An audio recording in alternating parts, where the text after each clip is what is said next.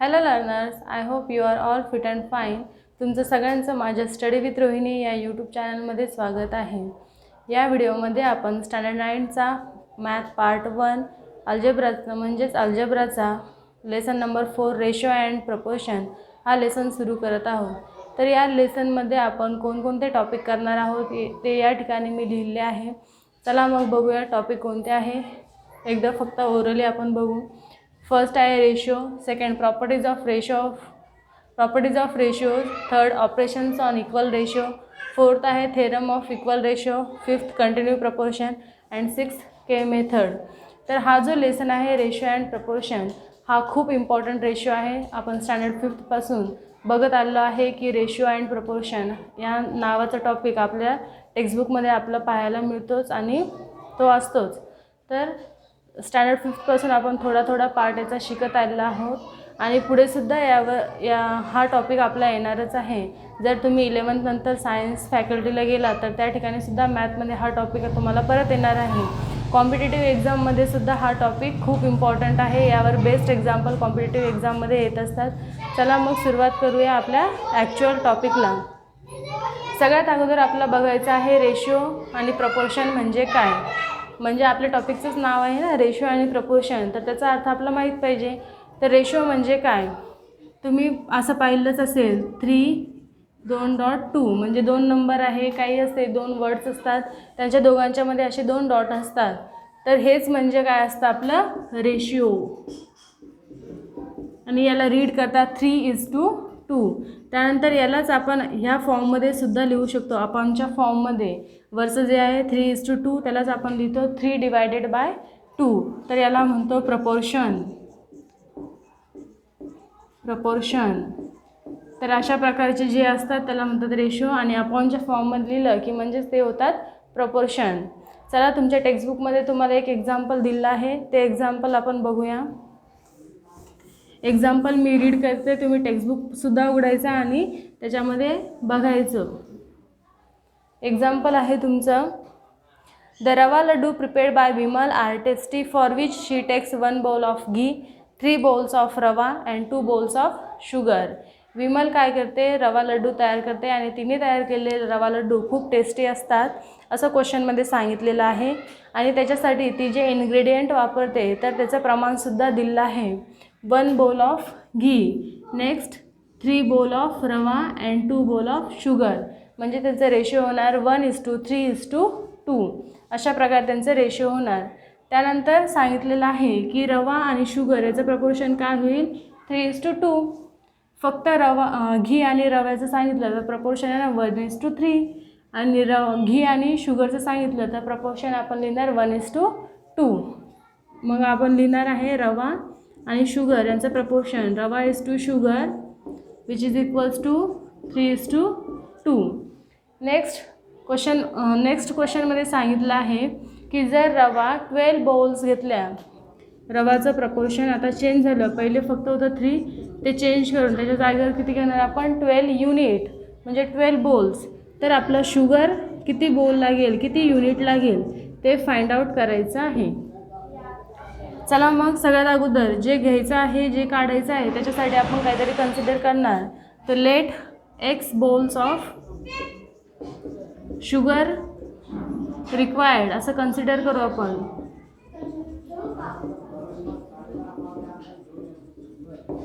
Twelve bowls जर रवा घेतला तर त्याच्यासाठी किती शुगर लागणार, असं किती शुगर लागणार तर x bowl लागेल असं आपण कन्सिडर केलं. तर आपलं काय माहीत आहे 3/2 यालाच काय 3:2 यालाच काय लिहिणार आपण 3/2. हे प्रपोर्शन आपला दिलेलं आहे. मग जे दिलं आहे ते लिहिणार 3/2. नेक्स्ट वरची जे प्रपोर्शन आहे, वरचा जो नंबर आहे तो घेतला आहे आपण रव्यासाठी आणि खालचा शुगरसाठी. तर आता रवा आपण चेंज करून काय घेतला आहे 12 युनिट म्हणून या ठिकाणी 12 आणि शुगरसाठी आपण कन्सिडर काय केलेलं आहे तर x म्हणून ते लिहिणार अपॉनमध्ये x. नेक्स्ट यांचं काढायचं क्रॉस मल्टिप्लिकेशन. 3 आणि x यांचं क्रॉस मल्टिप्लिकेशन येणार 3x, 12 आणि 2 यांचं क्रॉस मल्टिप्लिकेशन येणार 24. नेक्स्ट x ह्या साईडला ॲज इट इज राहणार, हे 3 इकडचे मल्टिप्लिकेशनमध्ये आहे त्या साईडला जाऊन ते होणार डिवाइड, म्हणजेच टर्म होणार 24/3. 3ने 24ला डिवाइड केलं की आन्सर येणार 8, म्हणजे 8 बॉल्स ऑफ शुगर आपल्याला लागणार आहे. जर 12 बॉल्स ऑफ रवा घेतला तर शुगर लागणार आहे 8 बॉल्स. ही झाली एक मेथड. नेक्स्ट मेथडसुद्धा आहे, याचा आन्सर फाइंड आउट करायची. बघूया ती मेथड कोणती आहे.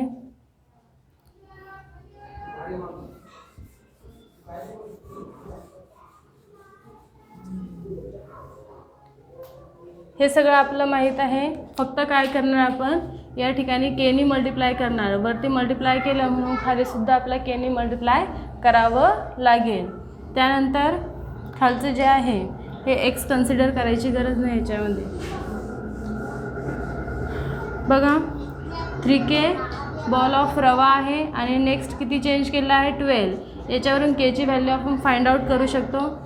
के ह्या साईडला केस ठेवणार, हे 3 मल्टिप्लिकेशनमध्ये आहे, ह्या साईडला गेले की ते डिवाइड होणार 12/3, म्हणजे आन्सर येणार तुमचं 4. आता हे जे आन्सर आलं के इक्वल टू 4 हे 2K मध्ये पुट करणार. 2K 2 ॲज इट इज राहील के आणि 2 मध्ये मल्टिप्लिकेशनचं साईन के आलेलं आहे 4 म्हणून 2 × 4 होणार 8, म्हणजेच आपला आन्सर आलं 8 बॉल्स ऑफ शुगर त्या ठिकाणी लागेल. अशा प्रकारे सुद्धा आपण या क्वेश्चनला सॉल्व करू शकतो. दोन्ही मेथड आहे, दोन्ही सोपे आहे.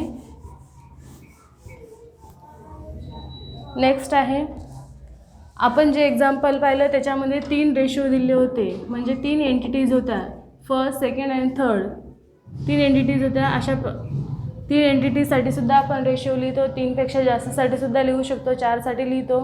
तर चला मग 4साठीच आपण लिहूया आणि बघूया.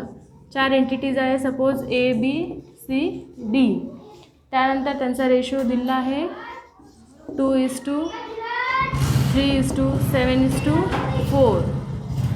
नेक्स्ट हे जे रेशो आहे याला कोणत्याही एका सेम नंबरने मल्टिप्लाय केलं तर ते रेशो चेंज होत नाही. तो नंबर म्हणजे M, म्हणजे Mने आपण याला मल्टिप्लाय करू तर हे रेशो चेंज होणार. काय होणार 2च्या जागी होणार 2M, 3च्या जागी 3M, नेक्स्ट 7M आणि नेक्स्ट 4M. अशा प्रकारे. त्यानंतर क्वेश्चनमध्ये सांगितलं आहे की या चौघांची ॲडिशन केली तर ॲडिशन येते 48, म्हणून लिहिणार चौघांची ॲडिशन आणि इक्वल टू 48. यांची ॲडिशन येईल 16M which is equals to 48. Therefore हे M ॲज इट इज राहणार 48 पण, आणि हे 16 इकडं मल्टिप्लिकेशनमध्ये इकडे जाऊन डिवाइड होणार. डिवाइड केलं की आन्सर येणार 3M इक्वल टू 3. हे जे आन्सर आलं तर ते याच्यामध्ये पुट करणार आणि व्हॅल्यू फाइंड आउट करणार.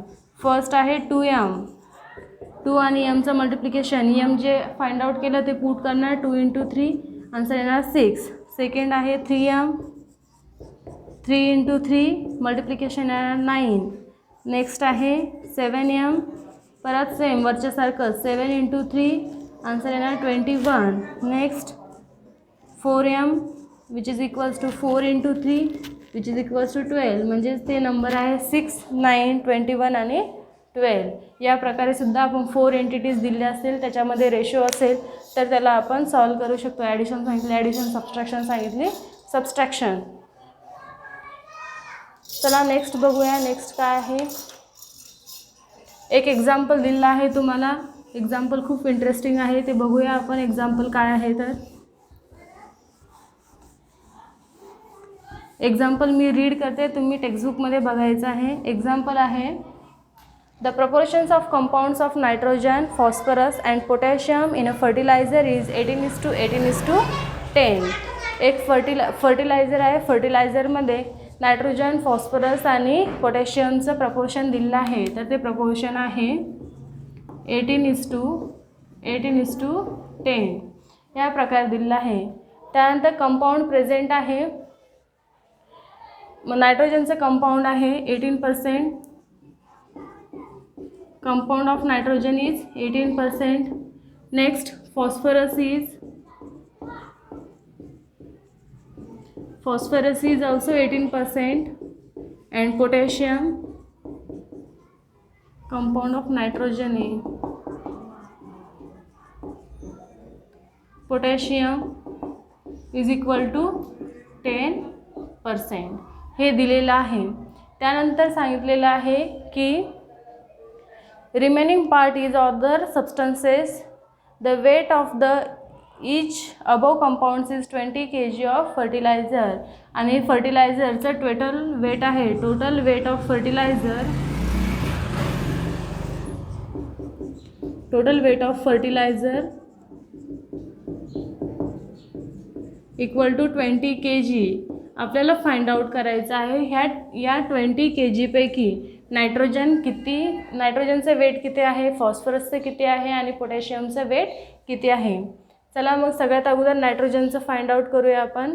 नायट्रोजनचं फाइंड आउट करण्यासाठी वेट आपण सगळ्यात अगोदर कन्सिडर करणार. Let x kg be the weight of nitrogen in 20 kg of fertiliser. म्हणजे 20 kg फर्टिलायझरपैकी x kg वेट हे नायट्रोजनचं आहे. आता कंपाऊंड दिलेलं आहे, नायट्रोजनचं कंपाऊंड आहे 18%. 18%ला जर आपण कसं लिहिणार, 18/100 म्हणजे पर्सेंटेज काढलं की त्या ठिकाणी आपण टाकत असतो 100. त्यानंतर किती पर्सेंट काय घेतलं आहे आपण, x kg एवढं वेट घेतलं. टोटल वेट आहे फर्टिलायझरचं 20. त्यानंतर एक्सला या साईडला आणणार, हे 20 इकडं मल्टिप्लाय होणार म्हणजेच 18 × 20 डिवायडेड बाय 100. नेक्स्ट दोघांचं मल्टिप्लिकेशन 18 × 20 आन्सर येणार 360 डिवायडेड बाय 100. 1010 gates cancel. काय शिल्लक राहिलं ते लिहिणार x = 36/10. आता याला सॉल्व कसं करतो, 10 असेल तर आपण वरची जो नंबर आहे तो ॲज इट इज लिहितो, खाली एक 0 आहे, इकडच्या साईडने आपण एक डिजिट सोडणार आणि पॉईंट देणार म्हणजे आन्सर आलं 3.6 kg एवढं वेट नायट्रोजनचं त्या फर्टिलायझरमध्ये असणार आहे. सेम फॉस्फरसचं सुद्धा 18% कंपाऊंड आहे, त्याच्यामुळं फॉस्फरसचं वेटसुद्धा 3.6 kg एवढंच येणार आहे. नेक्स्ट आपला फाइंड करावं लागेल पोटॅशियमचं वेट. पोटॅशियमचं कंपाऊंड आहे 10%. पोटॅशियमसाठी आपण फर्टिलायझरमधलं वेट घेणार आहोत y kg. Let y kg be the weight of potassium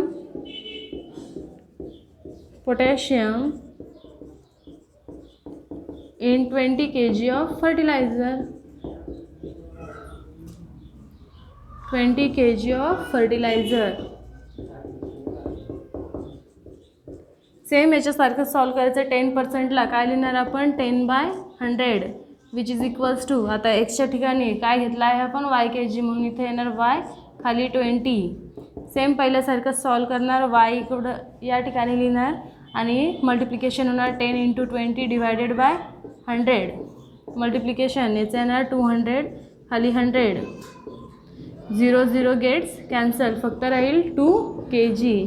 म्हणजे पोटॅशियमचं वेट असणार आहे 20 kg फर्टिलायझरमध्ये 2 kg. अशा प्रकारे आपण हे एक्झाम्पल सॉल्व करत असतो रेशो आणि प्रपोर्शनचे.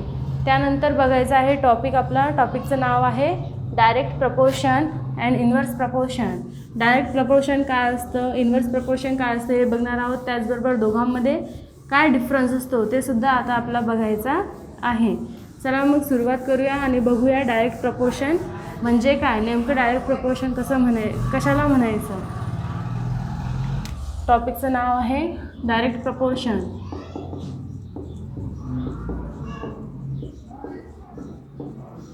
Direct proportion. एक कार आहे त्यानंतर ती डिस्टन्स कवर करते 10 किलोमीटर. 10 किलोमीटर एवढं डिस्टन्स कवर करण्यासाठी 1 लिटर एवढं पेट्रोल त्या कारला लागतं, 1 लिटर. त्यानंतर हे डिस्टन्स आपण चेंज केलं म्हणजे 100 किलोमीटर केलं तर 100 किलोमीटरला किती पेट्रोल लागेल, तर 100 होण्यासाठी 10ला कशाने मल्टिप्लाय करावं लागेल आपला 10नी. 10 × 10 म्हणजेच काय झालं आपलं 100 किलोमीटर. वरच्या 10ला आपण 10नी मल्टिप्लाय केलं म्हणजेच या साईडला सुद्धा काय करावं लागेल 10नी मल्टिप्लाय म्हणजेच 10 लिटर. जर 10 किलोमीटरसाठी 1 लिटर लागत असेल तर 100 किलोमीटरसाठी आपला 10 लिटर लागेल. सेम 200 करायचं असेल आपला 200 किलोमीटर तर वरचं जे आहे तर त्याला कितीने मल्टिप्लाय करावं लागेल आपला 20नी, तेव्हा आपलं येईल 200. या ठिकाणी 20नी मल्टिप्लाय केलं म्हणून इकडं पण कशाने मल्टिप्लाय करणार 20नी, म्हणजे आन्सर येणार आपलं 20 लिटर. अशा प्रकारे बघा एक क्वांटिटी आहे दुसरी आहे, त्यानंतर फर्स्ट वाढवली तर सेकंडसुद्धा वाढते, या ठिकाणी सुद्धा ही वाढवली तर इकडची सुद्धा वाढते. म्हणजे डायरेक्ट प्रपोर्शन म्हणजे असं प्रपोर्शन असतं की कोणतीही एक वाढली की दुसरी ॲटोमॅटिक वाढते, कमी झाली की दुसरीसुद्धा काय होते कमी होते. अशा प्रकारच्या प्रपोर्शनला आपण म्हणत असतो डायरेक्ट प्रपोर्शन. आता या उलट आहे इन्व्हर्स प्रपोर्शन. Inverse proportion.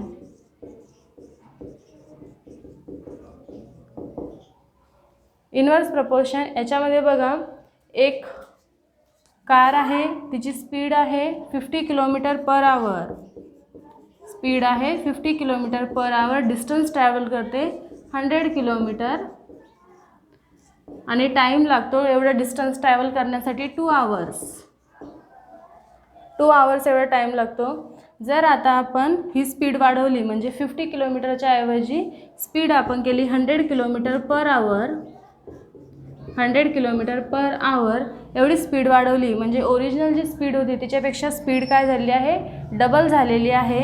आणि डिस्टन्स सेम ठेवायचं, डिस्टन्स आहे 100 किलोमीटर, सेम डिस्टन्स आहे, स्पीड डबल केली म्हणजे टाईम काय होणार अर्ध्याने कमी होणार, हाफनी कमी होणार. 2 आवर्स लागतो तर 2चा हाफ होणार 1 आवर.